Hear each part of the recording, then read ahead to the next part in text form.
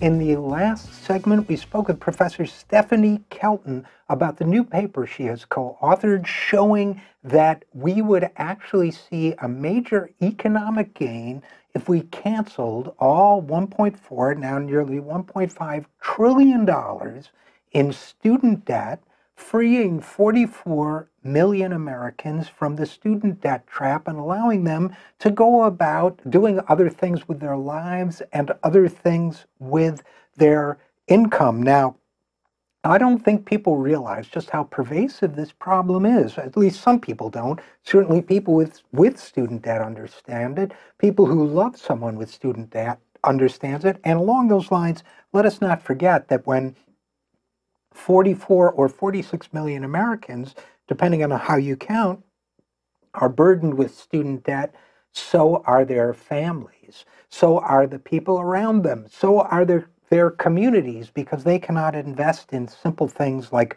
buying a car.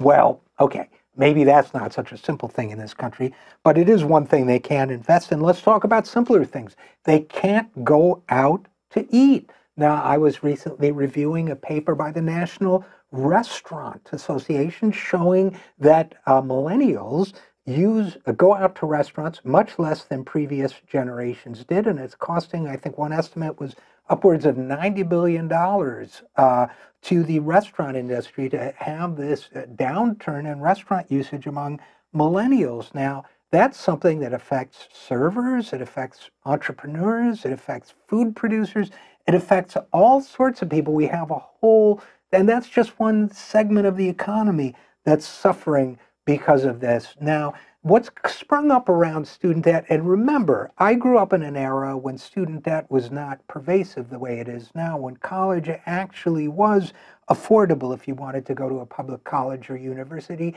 especially in a state like New York or California. So this is not a problem that's been with us forever. It's a new problem. And rather than seeing it as something we've imposed on young people, we've developed a whole sort of culture around pretending that it's people's fault that they've been saddled with this student debt. Remember, people with student debt got that student debt because they believed what society told them, what we told them, which was that don't worry about taking on student debt. You will prosper because of it. You will do so much better economically that it will be a wise decision for you. Now people are finding out, you know what? With wages stagnating, it's not really true. Now, instead of doing the right thing by them, we've created this whole culture of it's your fault and you should be punished. You should punish yourself. Let me give you a couple examples of what I'm talking about. The Good Men Project has a feature, 4 ways you can build your family's finances despite student loans. Now, here are some of their ideas. Refinancing high-interest loans. Well, okay. I suppose if you got to, you should make cutbacks where feasible. This is the kind of thing you see all the time. What are the cutbacks? One student loan hero, they call her, discovered she could save $2,500 a year by not having a car, plus she could sell her car. Okay, so young America, just walk everywhere. That's one solution. And if you comb through your bank and credit statements, says the Good Men Project, you might find spending patterns you could potentially break. For example, maybe you thought you were only spending an average of $20 a week on coffee when it's closer to $40 a week.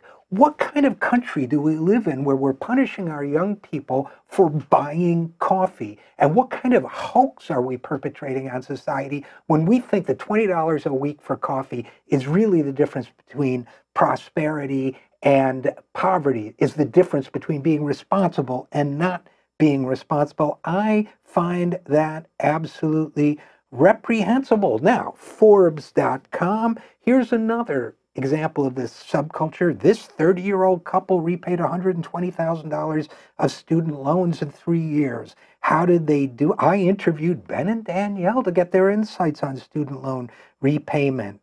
And they say, okay, we both work at minimum 2 jobs, anywhere from 60 to 80 hours each week.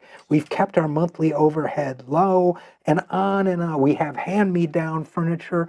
Oh, for God's sake, people, we didn't ask previous generations to work 80 hours a week and sit on hand-me-down furniture. Let's do the right thing by everyone in this country. And then this sanctimonious person says, things don't make a home, the people in it do. You know what people make? People make a community, and a community does not punish its young people for having gone to college and trying to better themselves.